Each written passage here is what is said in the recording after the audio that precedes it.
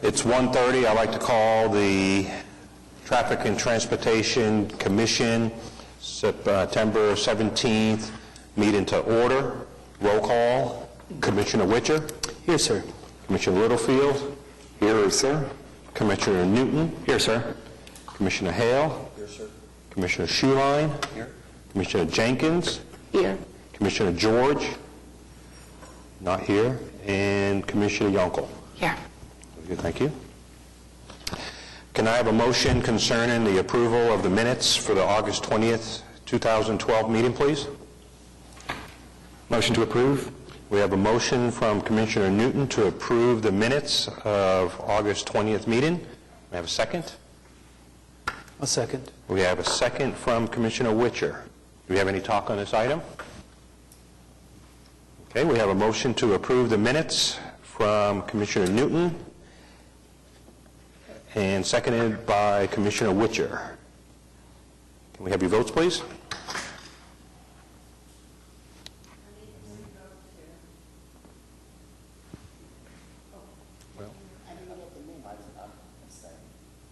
She's abstaining, and you didn't review the minutes on... Okay, just a minute. Well, let's just, if I could ask about that, the minutes get posted on the website, or where are the minutes at? Or they can abstain? Yeah, they can abstain. Okay, so, did you get the vote count? Okay, so the motion passes. Okay. Item number 3, the report on license, taxi, and record services. That'll be in October for the months covering July, August, and September. Item number 4, the consent docket. Can I have a motion? First of all, do we have anybody to talk against a consent item? Item number 4. Okay. Can I have a motion concerning the consent docket, please? I'll move to approve. We have a motion to approve the consent docket from Commissioner Witcher. Second. And we have a second by Commissioner Schuline. Do we have any talk on the consent docket? Okay, we have a motion to approve the consent docket from Commissioner Witcher, seconded by Commissioner Schuline. And I have your votes, please. Okay, item is approved. We go on now to item 5, items for individual consideration.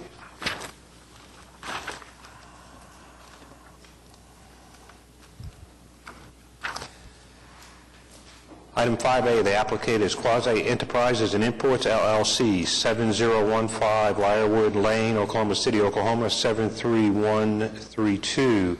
The request is to consider an application for a certificate of public convenience and necessity from Quasi Enterprises and Imports, LLC, doing business as OKC Green Taxi to operate 45 vehicles in taxi service. If you could come up and state your name and your address, please. Qazi Islam, 7015 Lyrewood Lane. We have approved for 5 cabs. We were wanting to expand to see if we could get approval for 45 taxis, please. So. Okay, could we have staff? Okay, Mr. Islam has completed all the permitting requirements to expand his fleet. You've got a complete application before you, and staff recommends approval of the request to expand his fleet as presented. Okay, can I have a motion concerning 5A, please? Motion to approve. We have a motion to approve item 5A from Commissioner Hale, and we have a second from Commissioner Jenkins. Do we have any talk on this item? Okay, we have a motion to approve item 5A from Commissioner Hale, seconded by Commissioner Jenkins. May I have your votes, please? Item is approved.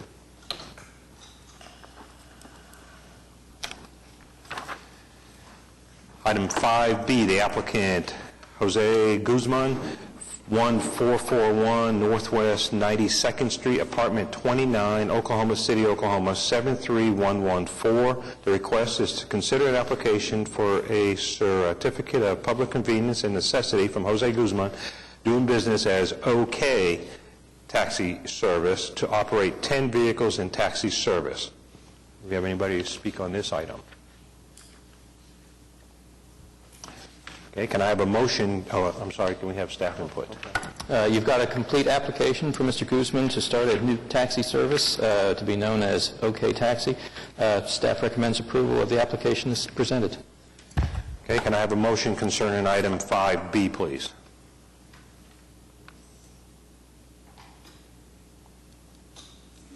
Move to approve.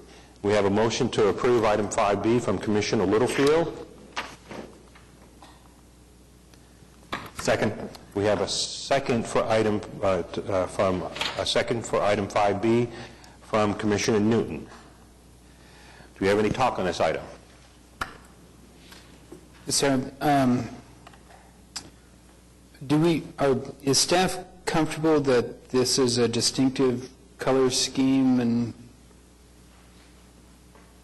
I see white and blue logo, and I just don't recall if that's distinctive from everybody else, and if it meets all of the criteria without any pictures and such. Well, as far as pictures go showing the actual color scheme for vehicles, that's not a requirement that they produce that at this time, because it's also not a requirement they actually have possession of the vehicles needed to start the service. So, to the best that we can tell, the color scheme is unique to this particular service. Okay, is there any other talk on this item? Okay, we have a motion to approve item 5B from Commissioner Littlefield, seconded by Commissioner Newton. May I have your votes, please? Item is approved. Item 5C, applicant Blue Pilot Transportation LLC, 1729 Northeast 7th Street, Oklahoma City, Oklahoma, 73117. The request is to consider an application for a certificate of public convenience and necessity from Kenneth Cobbs for Blue Pilot Transportation LLC to operate one medical transportation vehicle and van service. Do we have somebody for this item? Nobody speak on this item. May I have your staff input, please? You've got a complete application before you. The only concern that staff had, and we had tried to get clarification from the applicant on this particular item, was their fare schedule. The way their fares are structured, the applicant will charge a base fee based on a trip radius from 16 miles out from the point of origin, from wherever they pick you up. You know, they'll basically a radial straight line distance from point A to a 16-mile. Anything within that will be a certain base charge. Beyond that, they're proposing charge like $1.50 per mile. Our understanding, it would be like a radial mile, basically drawing a center point at the location of the point of origin for the trip, and then for every concentric mile beyond 16 miles, it would be like an additional charge, but we do not have verification of that. So we're hoping to have the applicant here to be able to provide us with an explanation on that. That's kind of the only lingering issue that's unresolved at this point. Sir, would you like to speak on this item? Yes. Okay, well, just a minute. If you could come on up, fill out this green form when you're done, and if you could come to the microphone right now. No, you can fill that out later. You come to the microphone, state your name and your address, and you have up to 5 minutes to speak. Okay, my name is Kenneth Cobbs. I live at 1729 Northeast 7th Street, Oklahoma City, zip code of 73117. Do you have some input on this? Yes, in addition, in response to the outside of a 16-mile radius, the charge would be $1.50 per additional mile, and that would be done basically by like Google Maps, where we would charge, we would look from location to location the most straight line way, not like going through neighborhoods or anything like that. It's just the shortest distance between 2 points is a straight line, so we draw a straight line from that, and whatever that charge is, that would be the additional cost. I guess the only question that we would have for you is when that additional mileage is assessed, is that something that when someone calls in and say, you know, I need a ride to my doctor's office from my home here to wherever, you do a 16-mile radius, and then beyond that, that $1.50 per mile would be based on the mileage provided by, The mileage, we would go on Google Maps and we would say, okay, from this point outside of the 16 miles, it's this many additional miles, one way, based on the shortest distance that we can see from that point outside of the 16 miles. And that would be assessed at $1.50 per mile. And we would quote that prior to arranging the ride. okay. Okay, thank you very much. Make sure to fill that out, please. Thank you. Okay, so we have item 5C. Do we have a motion concerning item 5C?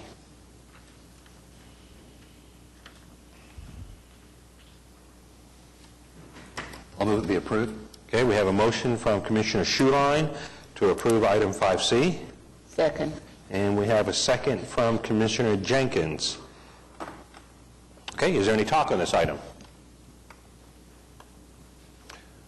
Sir, if you come back to the mic, I just want to ask something, if I may, please.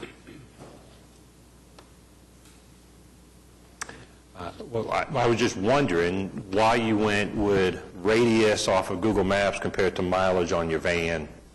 Because the mileage on the van may vary, if you know there's a lot of traffic here in Oklahoma City, we may have to go outside of a certain area to get there. We don't feel we should charge the rider for that. So you think it's fair for the customer to have an upfront price? And Absolutely. if for some reason you have to go somewhere else because of Right, traffic, because we have a it's lot of on you. construction around here, and we may have to go out of the way in order to get somewhere. If we have to do that, we don't think we should feel that we should charge the customer, and we just hope we get fixed, the street gets fixed so we can go there. No, that's a very good reason. And then, so this will be an upfront cost. So I call up, I talk to somebody, you do the Google thing, you go, okay, it's going to cost you $48 because you're 4 miles past whatever, and it's going to be an upfront cost before you even pick up, kind of thing. Absolutely. Okay, thank you very much. Well, is there anybody else that have any questions for him? Okay, is there any other talk on this item? Okay, we have item 5C. We have a motion from Commissioner Schuline to approve, seconded by Commissioner Jenkins. May I have your votes, please? Okay, item is approved. Item 5D, applicant J. Strickland, Principal, Hayes Elementary, 6900 South Byers Avenue, Oklahoma City, Oklahoma, 73149. The request is to consider a request for an eastbound do-not-enter restriction effective from 7:45 a.m. to 8:30 a.m. and 2:30 p.m. to 3:30 p.m. school days on Southeast 69th Street at South Byers Avenue, regulating traffic ment on Southeast 69th Street from South Byers Avenue to Sears Terrace, and 2, amendment of the effective hours on the existing southbound do-not-enter restriction on South Byers Avenue at Southeast 67th Street from 8 a.m. to 9 p.m. and 2:30 p.m. to 3:30 p.m. Monday through Friday while school's in session. 2, 7:45 a.m. to 8:30 a.m. and 2:30 p.m. to 3:30 p.m. school days, regulating traffic movement on South Byers Avenue from Southeast 67th Street to Southeast 69th Street. Do we have anybody to talk on this item? Do we have staff summary, please? Okay, you've got all the staff comments before you. We have met with Principal Strickland regarding this. What this item stems from is a reconstruction and reconfiguration of the access point for this particular elementary school, which was moved to Southeast 69th Street as part of a Maps for Kids project. As a result, 69th Street now being kind of their primary pickup area, what the application does in the first part is it restricts east traffic to westbound movement only on 69th Street in order to keep traffic flowing, because right now vehicles have a tendency to queue up in the westbound direction on the side of the street adjacent to the school. And during the afternoon pickup time, when the road becomes impassable, what this would do is it would prevent people from trying to head basically in the opposite direction on 69th Street, which would basically kind of keep one lane free for traffic movement. So staff is recommending approval of this item as presented, and I believe the principal is here. Okay. Well, yeah, if you could come up, state your name and address, you have up to 5 minutes, and then fill out a blue sheet. Sure. Thank you very much, ma'am. I didn't know, that's why I didn't fill out a form if this was the appropriate venue, but I would like to request if I could a police officer to come out in the morning. We had the no parking signs there on 69th Street, and the patrons continue to park there every morning and yell slurs and cuss words at me as I tell them politely not to, but maybe with your influence, they might be more apt to follow procedures. And I'm sorry, I didn't state my name and address. I apologize. Jay Strickland, 6900 South Byers Avenue, Oklahoma City, Oklahoma, 73149. Could you tell me exactly what you're talking about? On the main entrance on the south side on 69th Street, there are no parking signs south of our drop-off and pickup area. Okay. And is your contact information in here, I guess? Ms. Strickland? Should be. Yeah, that's fine. I'll be contacting you. Yeah, Okay. it shouldn't be a problem. It's Thank all you. good. Okay, so you're done. Okay, so concerning item 5D, do we have a motion? I move to approve. We have a motion from Commissioner Witcher. To approve item 5D, seconded by Commissioner Newton. Okay, do we have any talk on this item? Okay, we have a motion to approve item 5D from Commissioner Witcher, seconded by Commissioner Newton. May I have your votes, please? Item is approved. Sorry. Item 5E, applicant Andrea Ogle, 13401 Grapevine Trail, Oklahoma City, Oklahoma, 73170. Request, consider a request for all-way stop control at the intersection of Grapevine Trail and Southwest 133rd Street. Do we have somebody to speak on this one? Oh, great. If you could state your name and your address, you have up to 5 minutes, and when you're done, just fill out the form for us, please. Okay, my name is Andrea Ogle, 13401 Grapevine Trail. I would ask that you consider this this stop sign. We have our street, when you come in the neighborhood, you actually pass all the way through to the very back and you never have a stop. There are 3 streets along the way. We have an adjacent neighborhood behind us, and so it is more speedily for those customers to come in and go all the way through our neighborhood to go to their neighborhood. I'm not sure how many of you may have been on this board several years ago, but we tried to actually put a stop between our neighborhood and their neighborhood because of all of the speeding that comes through.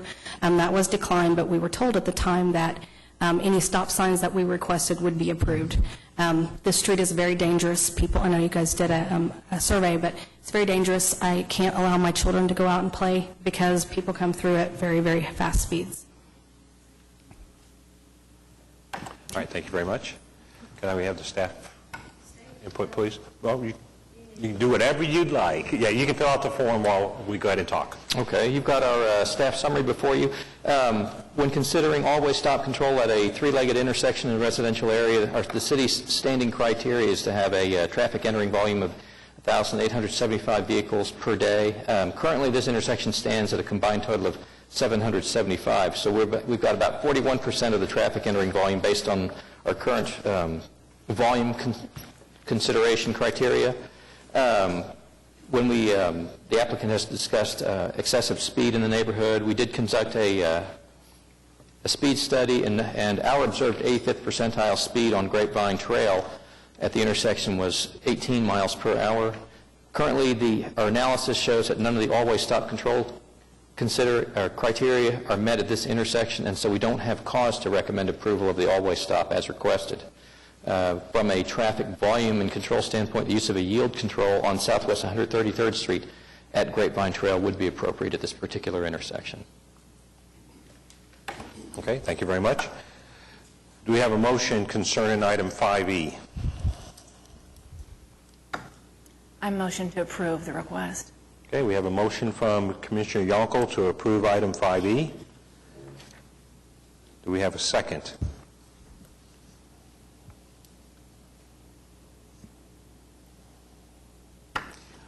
I'll second. Okay, we have a second from Commissioner Witcher. Okay, do we have any talk on this item?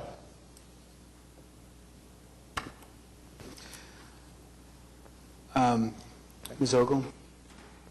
So just looking, and this may be an older graphic or an older map here, it looks like the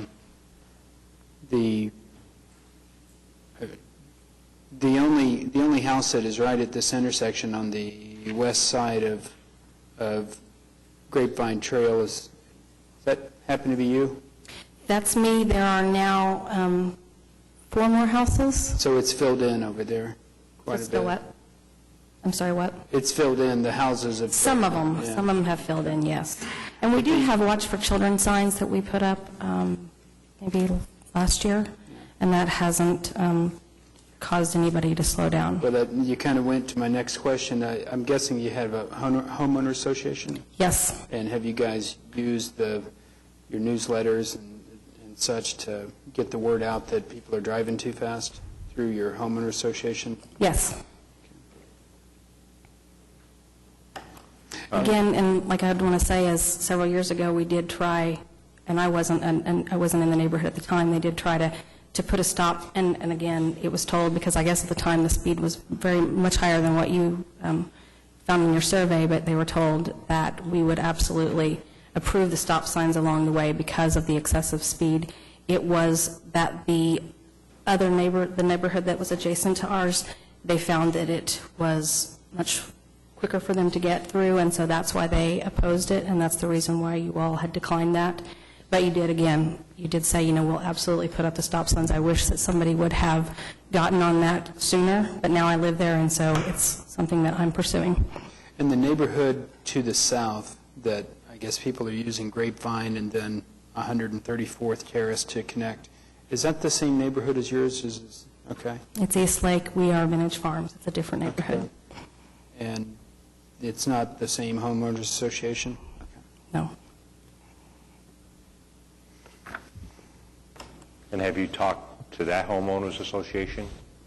I have not. Well, not you personally, but maybe do you know I of honestly your don't homeowners? know. I honestly don't know. I'm not actually part of our homeowners association. I've just been the one pursuing this. Understood. And I can tell you that all of we call it the scary street. Nobody lets their kids come on this street because it is very dangerous. I don't know if a one-day survey would have, I don't know what day, Stuart, what day did they put those speed things in? Because it was only there for like a day. And I think that was during the summer, whereas lots of parents aren't going through, dropping their kids off at the schools at East Lake and zooming back through, because you can come into our neighborhood and you can drop off your child at East Lake, which is a school next to ours, without having to go through the long lines of the school, which, is 30 minutes to drop your kid off, so people come through there and they zoom back through. So you definitely see an increase during the school year. Yeah, I don't have a date. We didn't print our raw traffic data, so I can't tell you the date offhand. Okay. Okay. Is there any more talk on this item? Just a couple remarks. The petition speaks pretty loudly. It looks like everybody at that intersection feels, with the exception of one, which that's speaking pretty loudly, feels this is important, and you are the folks that live there. So being new to the commission, I mean no disrespect by going against what might be staff recommendation, but I feel like the neighborhood has seen there, been there, live it, and with their little ones running in the yards, I just want you to know, as a mommy, I hear you. So the petition speaks loudly to me. I appreciate it. Okay, any more talk? Sir? You have something? I have a question about the recommendation of the yield signs. Trying to read this and figure out, would it be one yield sign? Where would they be? It would just be on 133rd Street, where it tees into Grapevine. Okay. Which is not the real problem. There's not an access problem from 133rd onto Grapevine, but that's what that would. Right, because when you just look at the traffic, the utilization of that particular intersection, Southwest 133rd Street contributes the smallest amount of traffic, and it also is a situation where drivers have to either turn right or left, so it's the natural location. If you put up anything, that's the only thing that we'd recommend at this point in time, based on the numbers that we've got, as compared to the city's standing criteria for looking at all-way stop control in a residential area. But that's not a recommendation that falls in line with what they're talking about. They're talking about the traffic on Grapevine. That's correct. Okay, just to make it clear. Okay, good. Thank you. All right, any more talk on this item? Okay, we have a motion from Commissioner Yonkel to approve item 5E, seconded by Commissioner Witcher. May I have your votes, please? Item is not approved. Okay, hold on one second, please.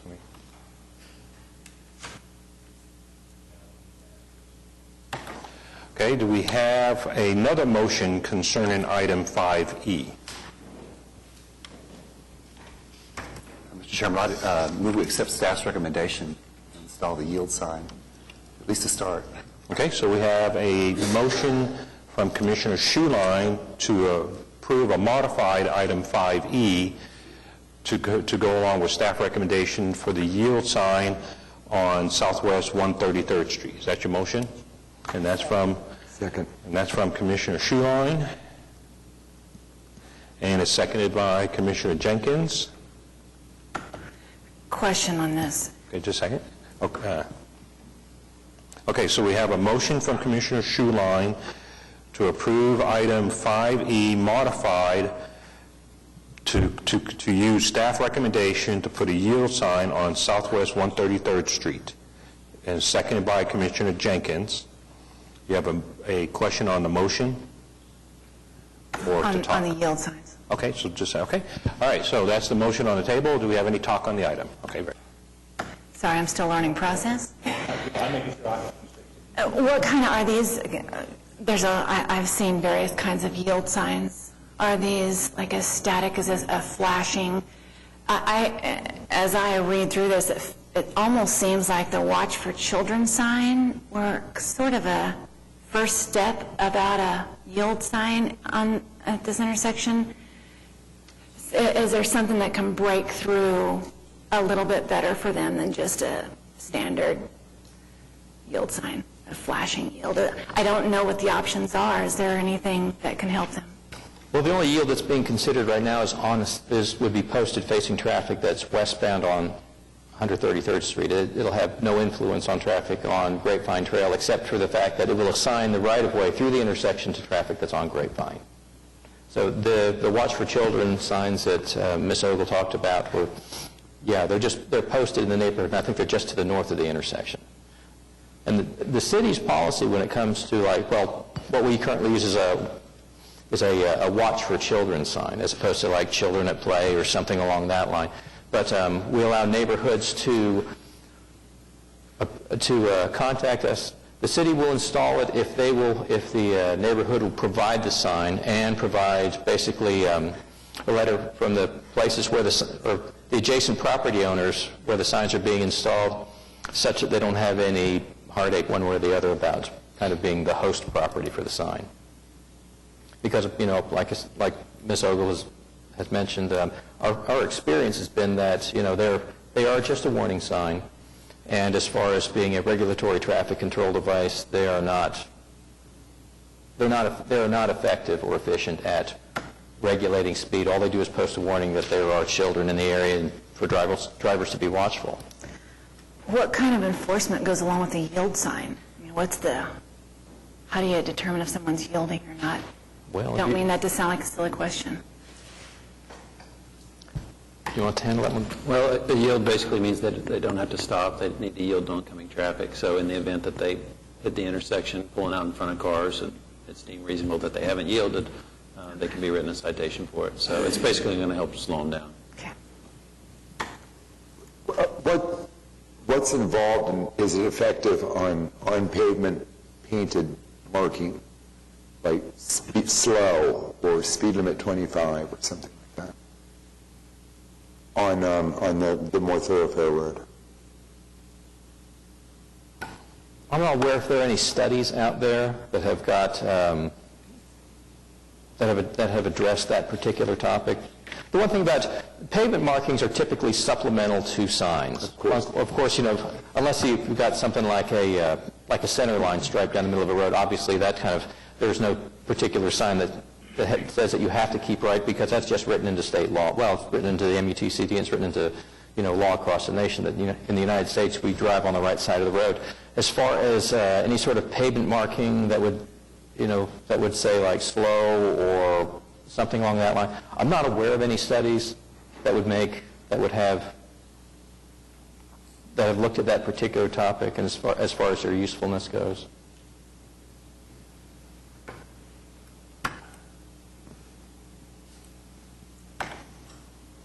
Does anybody have any other questions or comments on this item? Okay, so we have a motion from Commissioner Schuline to approve item 5E modified, considering the staff recommendation for a yield sign on Southwest 133rd Street, seconded by Commissioner Jenkins. May I have your votes, please? Okay, that item is approved. Now, what I'd like to just recommend is two things, if I may, to you, is contacting the school to make sure the principal is aware that parents are dropping off outside of the normal parent drop-off spot, and ask for their assistance in not letting the kids go there. I mean, once the kids can't go to the unauthorized drop-off spot, then the parents are going to have to go where it's authorized. I mean, that might help on the traffic that you were talking about. And I would recommend that you ask your homeowners association to send a letter to the other homeowners association talking about the thoroughfare. Please, you're in our neighborhood now, please keep it down, watch out for children, that kind of stuff. That would be my recommendation. And then, if it's still a problem, after you've done those kind of things and nobody's listened to you, in fact, now more parents are going to the school that way, and the speed has gone up because they say, well, we'll show you. I'm just saying, then you can always come back with some more data. So that's my recommendation to you on that. Well, and I'll add one more thing to that. We do have some driver feedback signs, the mobile signs. I'll contact you later on and to see if you can find some neighbors, maybe along Grapevine Trail that might be willing to host locations for these things.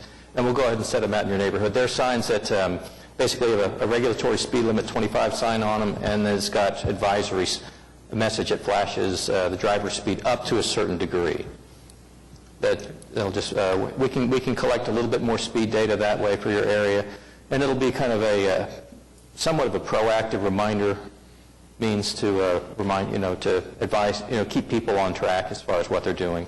They're not a type of sign that if you get to a certain speed that, like say you managed to get more than 10 miles an hour beyond the speed limit in that neighborhood, they quit rewarding you, so it'll flash like between 26 and 30, it'll flash your speed. Above that, it starts flashing a message, slow down, and after that it'll flash, but it doesn't give you feedback at that point in time. Okay, so there's a few options for you. Yeah, and we'll go ahead. I'll work with you and see if we can find some locations in your neighborhood to have those things put out for a while. Okay. And would this be a good candidate for some selective enforcement maybe during, okay. Especially once they put in the yield sign. I mean, we can have somebody come out, but have you ever had police officers come out and work the Grapevine? Because, it's basically going to help slow them down on 133rd. It's not going to help much with the Grapevine. So I can get with you. I can call you and set up, maybe have some motorcycle officers or officers come work the area. Sure. Okay, very good. All right, thank you all. Okay, item 5F, the applicant Harlan Core, 242A Southwest 116th Street, Oklahoma City, Oklahoma, 73170.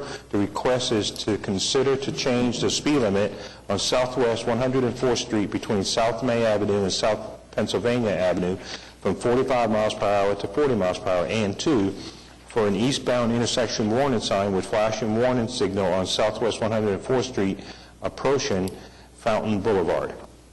Do you have somebody to speak on this item? Okay, yep. If you could come on up and state your name and your address, and remember you have a 5-minute time limit. I'm Harlan Core. I live in the Fountains at 2428 Southwest 116th Street. And when I started developing that in 91, there wasn't much traffic out there, but now we have a lot of traffic. And I was impressed by your packet, Mr. Chai. Thank you very much. I read it all, and you state that the average speed limit is 48 miles an hour on a 45-mile street, which is not out of line. But if you try to get out of there from 4 p.m. to 7 p.m., it's so heavy, and I've followed them down that hill eastbound. They'll run 55 and 60. Very common in the area from 4 to 6, 4 to 7. Totally different. I don't know when you took this, and I don't doubt anything that you took. You even gave the accidents, which also surprised me. We came home from church yesterday, and there was a rear-ender right in front of the fountains yesterday. And the other street there by us are constant, but I am not surprised that you wouldn't want to lower the speed limit, but we need something done out there. It's a very dangerous situation with Crest at 104th Penn, which we love, Châtenay, and all the people come from FAA. It's a busy area. And of course, we're glad to have people with being a home builder. I like people to come by. But the one thing I would like to have is maybe some police help. I've talked to, we have 5 officers living in the fountains, plus a highway patrol officer. And I've asked, not necessarily them, but through the years I've talked to 2 or 3 patrolmen saying you can fill your book if you'll come in front of the fountains 4 to 7, and you won't have any trouble filling the whole book of tickets. They say it's too fast to patrol. Now that might be a shocker, Captain, I don't know. But I've talked to 2 or 3 guys, they said, we're not going to do it, it's just entirely too fast out there. I would like to patrol, like to ask for some type of police protection. We have a boulevard entry, a car can just park there, we can park an old scout car there, anything. To let people see a scout car, they will slow down, you know. But we just need some help. Thank you very much. Thank you, sir, for your time. Mr. Chai, you got staff input? I don't really have too much more to add on this. You saw that we conducted a speed study. We found the 85th percentile speed to be 48. The posted speed limit's 45. It does have 17,600 vehicles per day, which is a count we had conducted earlier in the year. Based on the posted speed limit, there were a couple intersections that were a little bit short on sight distance. They were at Turnberry and also at Lynn.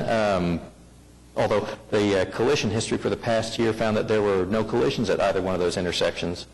There were about 27 collisions that occurred in the past, in our reporting, in the most recent 12-month reporting period. All but 6 occurred away from the intersections of May and Pennsylvania Avenue. So as far as the performance or the safety performance of the corridor, it is not there's not anything highly unusual about the collision history. With respect to the request for a warning flasher over at Fountain Boulevard and Southwest 104th Street, that particular intersection does pass our sight distance criteria, so there's not really a requirement or any sort of hazard to post at that particular intersection. So for that reason, we didn't find cause to recommend for a warning flasher there. The only thing that I would like to mention is if there's to be a look at evaluating the speed limit on Southwest 104th Street, it should probably be done on a corridor-wide basis as opposed to spot treating some of these things. We do get requests periodically from residents that believe that speeds are too high in where they live. However, to act on every single one of those requests, you'd wind up with corridors where the speed limits are constantly fluctuating by maybe 5 or 10 miles an hour. And that doesn't necessarily bode well with respect to speed limit obeyance when you're constantly watching for speed limits that may or may not seem to make sense to most drivers. So it's for those reasons at this point in time that we're not recommending in favor of the speed limit change, and in the absence of any collisions, and the fact that Southwest 104th and Fountain Boulevard meets our sight distance criteria. For that reason, we don't recommend or haven't identified the need for a warning flasher at that particular intersection. This sounds like it may be a good candidate for enforcement as resources allow at this point in time. All right, thank you very much. Do we have a motion concerning item 5F?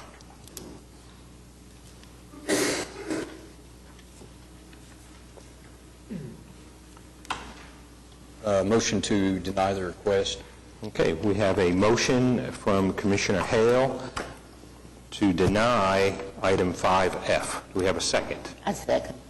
We have a second from Commissioner Jenkins. Do we have any talk on this item? Okay. We have a motion from Commissioner Hale to disapprove item 5F, and it's seconded by Commissioner Jenkins. Can I have your votes, please? Okay, item is not approved. And it is noted for traffic enforcement to go out there and help out, make check with him on times and all that kind of stuff. I'll be contacting you and letting you know what we have coming out there. I will get somebody out there. You bet. Okay, very good. Thank you, sir. Okay, item 5G. The applicant is Councilman Rod Skip Kelly, Ward 7. The request is to consider the removal of the school zone warning signs and pavement markings serving Learners Academy, 807 Northeast 63rd Street from Northeast 63rd Street between North Canyon Drive and North Laird Avenue. Do you have anybody to speak on this item? No? Okay, can we have staff input, please? You've got our comments before you. The only thing that we've identified, this is not the first time the commission's been presented with a request like this. It was last heard in June of 2010. This particular location, that school zones, especially those on the arterial systems, are set up for schools that are established, well, school zones are established only for public and private schools, kindergarten through grade 12. The facility that we're looking at, we don't have any information to know whether or not it conforms to that particular definition. So at the request of Councilmember Kelly, we are bringing this back for the Commission's considerations to whether or not this is the location that needs to be, where a school zone needs to be maintained. We have a motion concerning 5G. I move that the request by Councilman Kelly be approved. Okay, we have a motion to approve from Commissioner Jenkins. Second. And we have a second from Commissioner Hale. Do we have any talk on this item? Just a brief question. When traffic devices, maybe that's not the right word, for like a school zone, are removed, who bears the burden of communicating that change to those who benefit from it? Like, would the facility then need to communicate to their parents or whoever that a change like this is coming? It's like communicating when a stop sign goes in, there's an education period. People have to get used to new signage. I'm assuming removal of such, there's an education period or not. I'm looking for a little learning, but I'm just wondering if there needs to be some communication to the facility to say you need to communicate to your parents and students. Oh, we can share the decision of the commission with them. Okay. So we'd be happy to do that. But ordinarily, when it comes to things like that, well, more often than not, school zones are new items that come in as being requested. And so most people find out immediately when they see the signs, especially the warning flashers go up. So there's not really much of a learning curve there. Now, removal of traffic control devices, especially if you get into like rural areas or where you're taking something out on an arterial road, educating the public on changes like that has always been rather challenging because there's no one good media outlet that everyone will latch onto. So, but we'll do what we can. I'd just like to comment, I live in that area, and I go down 63rd, and most people do not observe that school sign anyway. And there's really nothing going on at the school. And so therefore, it's kind of a speed trap. And people in the area have complained about it. And the way it's situated, you don't see where children would be involved at all. And I think the enrollment is something like 3 to 8 individuals. Yeah, I was about to say, on the day that we'd done some counts, we'd observed like 8 children arriving in the morning. But no one walks to this particular school. And if you read through the staff report, you'll notice that there are even other schools that do meet the qualifications for use in school zones, but if there's no pedestrian activity to them, because one of the reasons for having school zones, especially around schools like that, is that if there are any neighborhood kids that cross an arterial, especially with the assistance of a crossing guard, it's a whole lot safer for everyone involved for that traffic stream to be interrupted when it's moving closer to 25 miles an hour as opposed to, anything like 40, 45 miles an hour. But at this particular facility, there's no one that walks to or from this particular place. Mr. Chairman, as I recall, there was quite a bit of discussion on this item when we did hear it in 2010, and we had a number of people that showed up, including Representative Anastasia Pittman. Isn't that right? I mean, it seems like a lot of people seem to be very concerned about. Yeah, it was well attended at that meeting. Yeah. Should we notify them before we take this action, or, I mean, so they have an opportunity to come back before we... The notice that was sent to the applicant was the same notice, was basically an updated version of the notice that was sent to them prior to the last hearing. Now, who was it you said was at the meeting? Representative Anastasia Pittman? Or there's a representative. Yeah, I believe you're correct. Yeah, that's correct. The principal of the school and a number of other people seem to be had strong feelings about it. I can support the motion, but I just... So your concern is because it was so strong when it got approved, is that what you're saying? That we did maintain them, and there was a lot of discussion, seems like support to keep it. Okay. I would just comment that everyone in the school has been notified, included in the packet, they've been notified of this hearing today, and so, yeah. Okay, any other talk on this item? Am I correct that the existing signs aren't illuminated during this time period, flashing? They're just signs? Right, it's just signed. It's just signed school zone 7:30 to 4:30. Thank you. Okay, is there any other talk on item 5G? Okay, we have a motion from Commissioner Jenkins to approve item 5G, seconded by Commissioner Hale. Have your votes, please. The item is approved.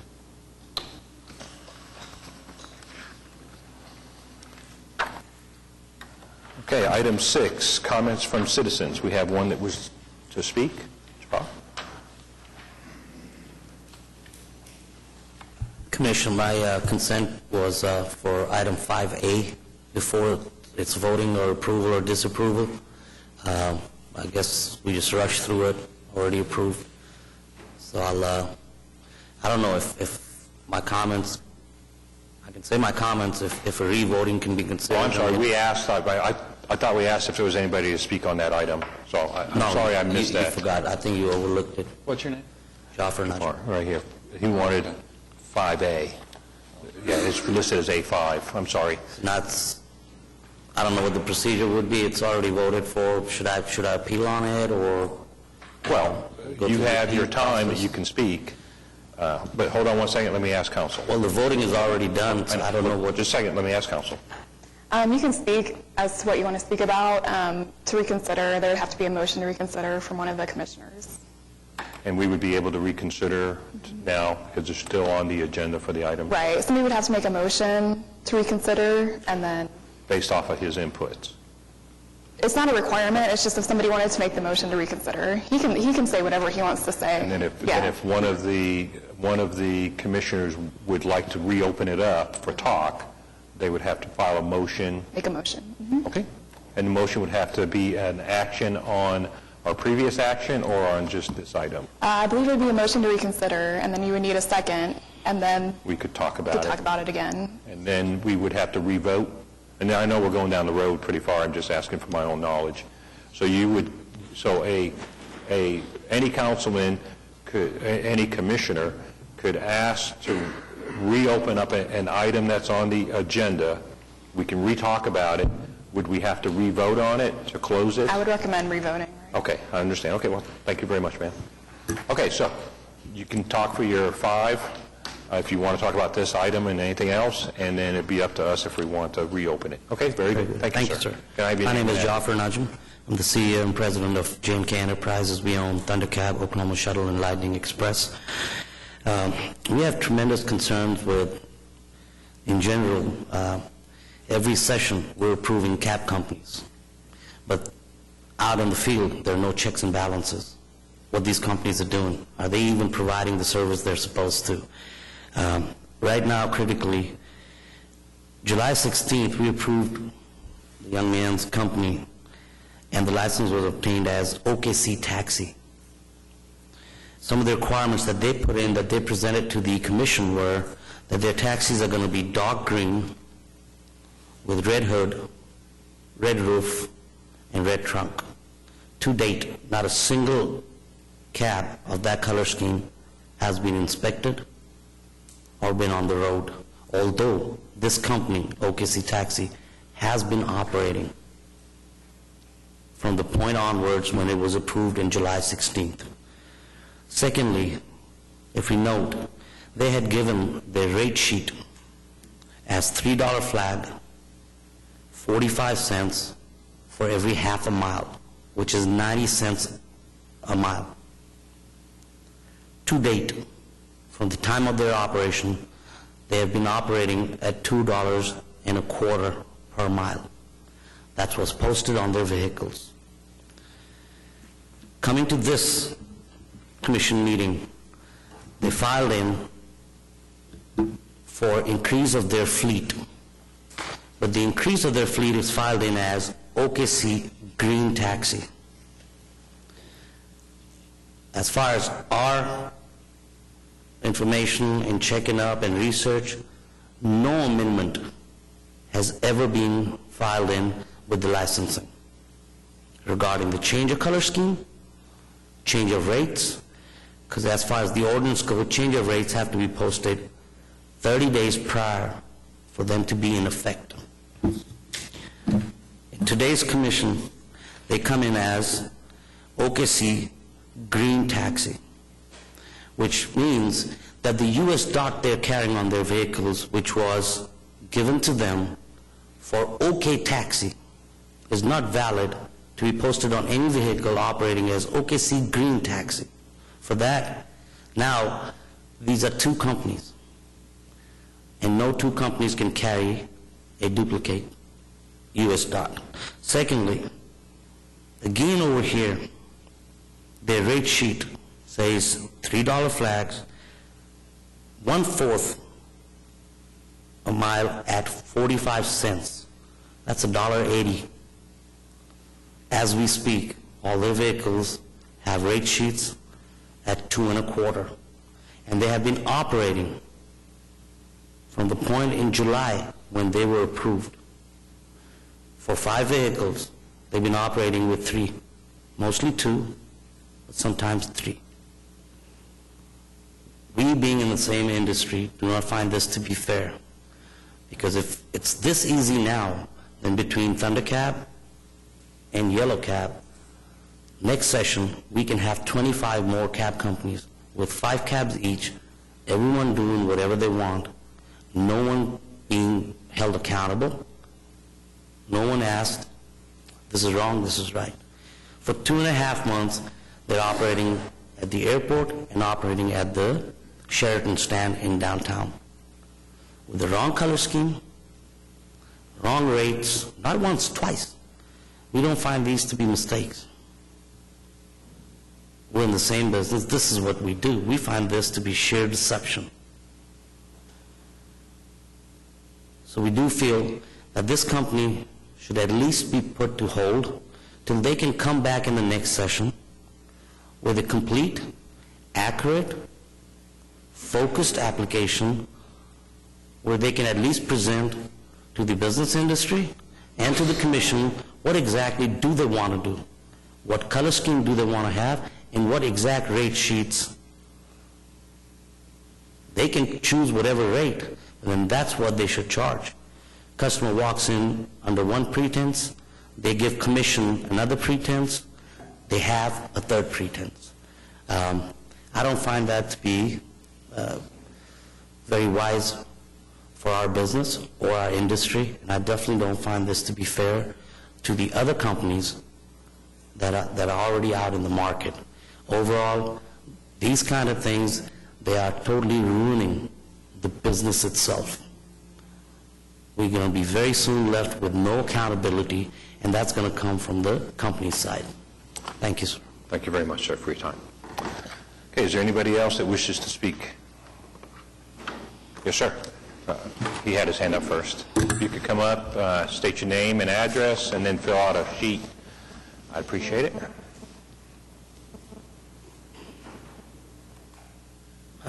Hi, my name is Jose Guzman, and I live in 1441 Northwest 92nd Street, apartment 29. Okay, yes, I want to say I make a mistake. The race I gonna put in my taxi company. Yes, I want to charge the same race, the yellow cab. I don't know if I can change that one. Okay. Would you say that again, please? I'm sorry, sir.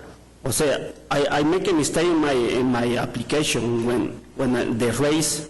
Yes, Okay. I wanna race the same race, the yellow cap is start 275, and then I think so for 1.8 is 25 cents, something like that.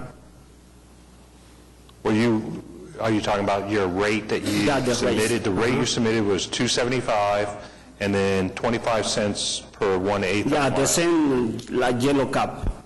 Okay. And so what would, Yeah, that's what I want to change in my application. you want to change it to what? Yeah, What would you like to change it to?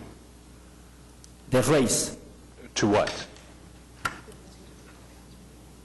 But you can, after this, since it's already been approved, you can go to the supervisor of licenses and file a change in your rate structure, and it'll be effective in 30 days, if you want to do that. Okay, but in my application, how much is the race? I start $3 by the same the Thunder Cup, or I'm sorry, can you repeat that? that's, So what she's saying is you go file to change your rate, and 30 days after you file it, you can change from what we approved. okay. Just go to the supervisor of licenses and say that you want to change your rate schedule. Well, my license is approved, huh? Right? Yes, it is. We've already approved it. Yes, I want to know if my race is fair or is too high or... It's whatever you want it to be. It's whatever you submitted. Okay. That's when I say whatever you want it to be. Whatever you submitted, we approved. All right. And if you want to change these rates, Okay. then you go file, and then 30 days after you file, then All you right. can change. Thank you. Okay, so that's good on that. Okay? And then you raised your hand, sir? Can I have your name and address again, please? Qazi Islam, 7015 Briarwood Lane, OKC Green Taxi. About the name issue, before I got the company approved, I asked you guys that we wanted to change the name, and everything was okay before I got the green light. And the color scheme, I emailed Stuart, and I sent him a picture, and it was okay. So we aren't able to ask anything.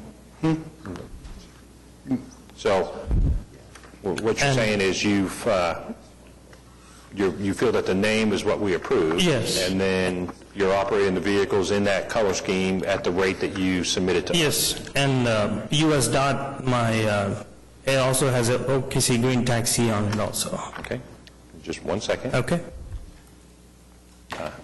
Council, can the traffic commissioners ask questions now, or do we need to bring it up and make a motion and to request? Okay, very good, go ahead. This question, I'm not sure who to answer this when we directed at Stuart. This application, 5A, is to amend a previously approved company from 5 vehicles to 45 vehicles, is that correct? And so at some point in between the original approval of OKC Taxi to today, the name was changed from OKC Taxi to OKC Green Taxi?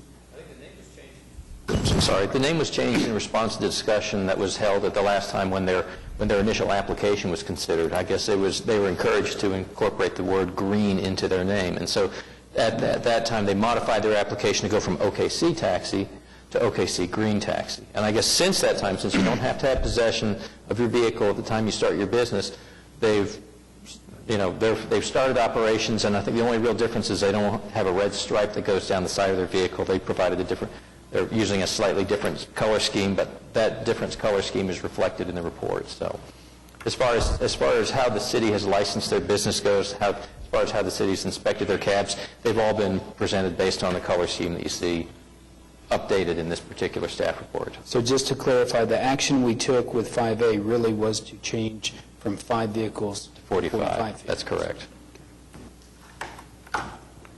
I have a question. Okay, go ahead, ma'am. I just need some clarification because on this application, the vehicle shows OKC taxi. It doesn't show OKC green taxi.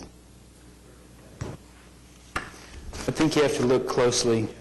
It's The slash in the between the OKC and taxi is actually a series of letters that reads green. I can't read it.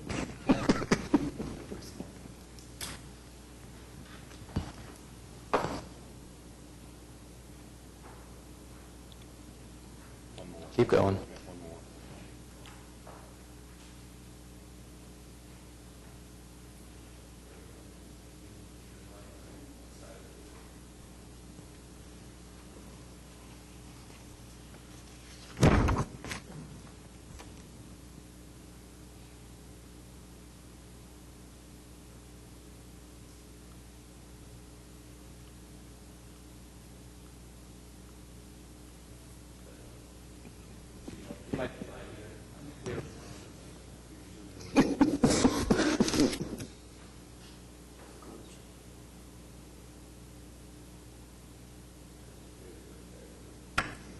Be sure your drivers are going really slow so we can see that. Yeah, the slash is not a slash, it's the word green. It looks like a slash. Okay. All right.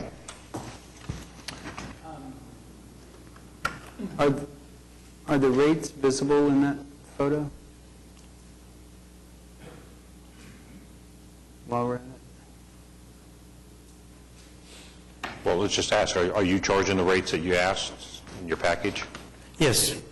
It's in, it's stickered in my car, a It's the decal. $3? Yep, $3 starting, and then 1/8 mile, 45 cents. 1/4 of a mile. Yeah, 1/4 of a mile. 1/4 of a mile, 45 cents. Yeah. And that's what you show on your tax? Uh-huh. And how many taxis you have right now? We have proof for 5. Right. So on the road right now, I have 4. Okay, 4. One is in the shop right now. And And then now, so they're all in this paint scheme, they're all just like this, and they all mark the 30 and, or the $3? And, Okay. Okay. Anything else off of the citizens' comments? Okay. Is there anybody else that wishes to speak on item, or as item 6? Okay, thank you very much. You can sit down. Okay, item 7, reports and other items from traffic commissioners, traffic commission committee, staff, and the council's office. Commissioner Witcher. I have nothing this month. Commissioner Littlefield. All is well in Ward 2. Commissioner Newton. Nothing this month? Commissioner Hale. Nothing this month? Commissioner Schuline. Mr. Chairman, I was just kind of curious how we were doing on the update on the marking our bike routes. Very good. The last time that we asked was about a month or two ago, and what happened is the city council approved a sign. There were over 500-600 made, but it wasn't the correct sign that they really needed to have. So they went back to the city council, got the 600 sign, the fund in for the 600 signs. It was going back to the contractor, and the last word we got was in October timeframe, we'll start seeing the signs going up, both the bike routes and the share the road routes. So that remember there were the green ones, I believe, that said bike route, and then the white one with some other words that says share the lane thing. And that was going to happen, and then the public notice going out to everybody to get everybody aware that, hey, you know, bikes are a vehicle, and they're going to be out, and they're going to be on the road, and these are what the bike routes and the bike roads are for and all that. So we should start seeing something in October timeframe or whenever it starts. Is that the last that you think, too? That's the last information I have. Anything else? Good. I don't have anything from From Commissioner Jenkins, nothing, and Commissioner Yonkel. Okay. Staff, do we have anything? I've got nothing to report this month. Hopefully, we will have tablets in your hands as soon as I can get them ordered and get them to you. Okay. Council? Okay, thank you for your help today. Thank you. Okay, you, sir? Anything else? Okay, can I have a motion to adjourn? Oh, I'm sorry, one moment. Oh, you do? Oh, I'm sorry. You know, I'm the technically challenged person over here. And so I did check on the Wi-Fi and the router. With Cox, it's $50 plus $45 for installation. So I was supposed to get back with you on that. Okay, thank you very much. Okay, can I have a motion to adjourn? So moved. I say so moved. We have a motion to adjourn from Commissioner Witcher. Do we have a second? Seconded. We have a second from Commissioner Newton. All those in favor of adjourning? And we're out of here. So moved.